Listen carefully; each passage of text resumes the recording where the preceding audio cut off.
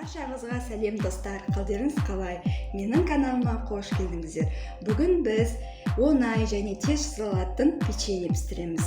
Бұл печеньенің оңайлығы үйдегі бар нәрседен жасалады. Қазір қандай ингредиенттер керек екенін айтып өтейін сіздерге. Бізге керегі жұмыртқа, айран, ұн, қант, сұйық май, ванильный сахар және разрыхлитель. Алдымен біздер айранды ыдысымызға құямыз. Одан соң жұмыртқа,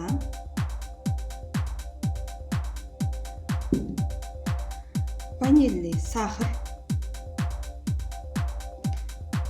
сосын қантымызды саламыз.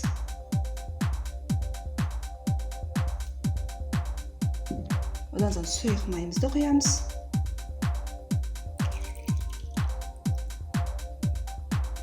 Енді ұн саламыз.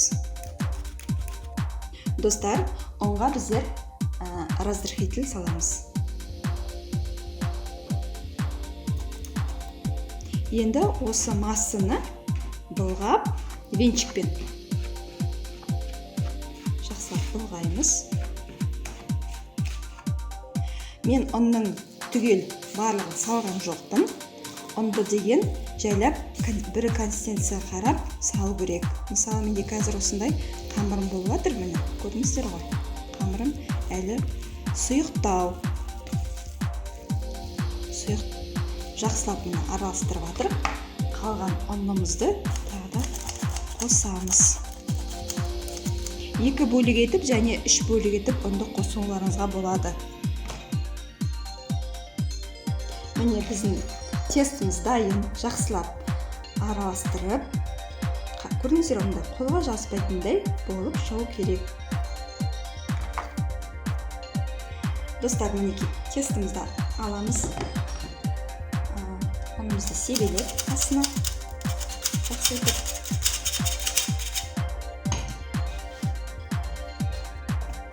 Бір сантиметрге тестімізді, қамырымызды жаямыз.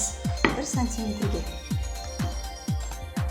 Ал енді достар, мен бұл тестаға негізінде 2 ас қасық қант қостым. 1 ас қасық қантты, мен жаңағы көрсетейін сіздерге.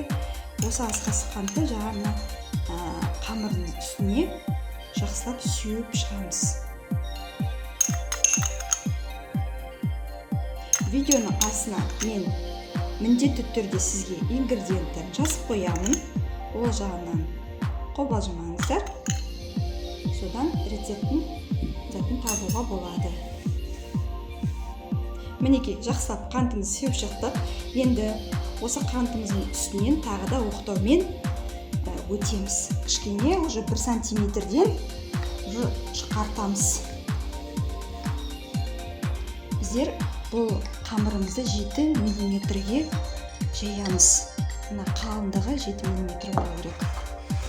Мен қазір сіздерге тоқтайды көрсетемін. Мінекей 7 миллиметрге жайдық. Көрдіңіздер ғой. Бұл қазір өзін-өзі тағы кішірейеді осылай. Енді менде осындай кескіш пышағым бар. Ереленген жағынан осылай бірінші кесеміз полоска ретінде. Мінекей кесіп шықтық. Енді ромбик етіп, әдемілеп, төртпіштеп кесуге болады, өзіңіздің қарайсыздар ғой. Бірақ мен мысалы осылайтып печеньемізді ромбик етіп кесіп шығарамыз. Мінекей, жаңа печеньемізді кесіп, енді противньге салып қойдым, астына пергаментный бумагаға. Бұл печенье 180 градусқа 15 либо 17 минутқа пісіріп алуға болады. Міне печеньеміз дайын болды. Көрдіңіздер ғой, қандай әдемі және бетіндегі қантымыз ерген жоқ, көрдіңіз ғой? Және көтерілген объемын көрсетейін.